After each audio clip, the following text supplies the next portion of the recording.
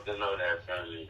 And, while we on that topic, it's another thing that kind of trended. Like I say, the world is big, Chicago big, it's a lot of communities, but for some reason, the internet then highlighted, that community over there that you was from. And another thing happened over there was a video trended of like a fight that happened inside of there. And I guess when the fight was done, a guy by the name of A-Roy walked off, and, it happened. What's the first thing came in your head when you seen that video? Man, truth, that's a hard one, because the first thing that came up, first I couldn't watch the video. You got to know I couldn't see my boy being done like that. It was hard. For the first day, I couldn't really watch the video. I tried to turn it on, turned it off, because I just didn't want to see it play out like that. I knew what happened. I got the call. I know who did it and everything. And it just told me, like, man, it just brought back to my realization why I started reaching out to a higher God, because I seen that the niggas that we was around, it was no loyalty. So that was the first thing that I thought about, all of disloyal things that I know that the guys did to other niggas that we clicked up with. I just thought about the disloyalty, man, and how these streets literally a trick.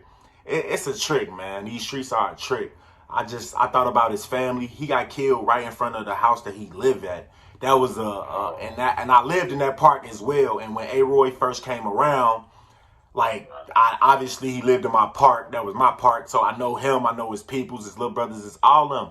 So I really, man, I'm still brokenhearted by it, man, that the fact that his peoples had to, see him reach his demise like that by the hands of somebody that we know. I'm going to keep it straight funky. Yes, we do know dude. He is from our block. And he's still out. He's still running free. So I think it's weird. But heartbroken, man. Ain't no loyalty on these blocks. No matter if y'all feel like it is, just understand that most of these dudes y'all grow up around, they're your default friends.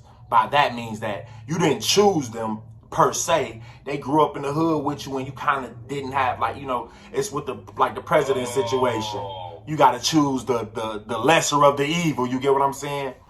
Oh, you messed my head up with that, bud. You just messed my head up with that, Jamal. You say, you didn't really pick your friend. Hey, for real, truth, a lot of us, if we thought about it in that way, like, we think that, oh, man, we love them. But, man, sometimes you have to go experience life and live out your truth.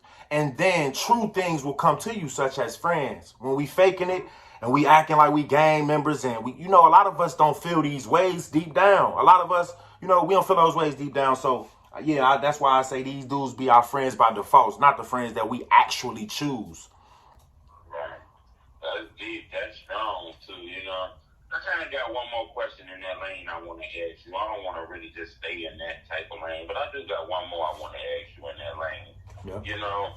News hit the internet. This was like a top story. And actually, it's still going on right now because the stories, the location drops and all kind of things like that. I want to know, what's like some of the first things came to your mind when you seen the whole stories hitting the internet about Oblock being allegedly charged with FBC cases?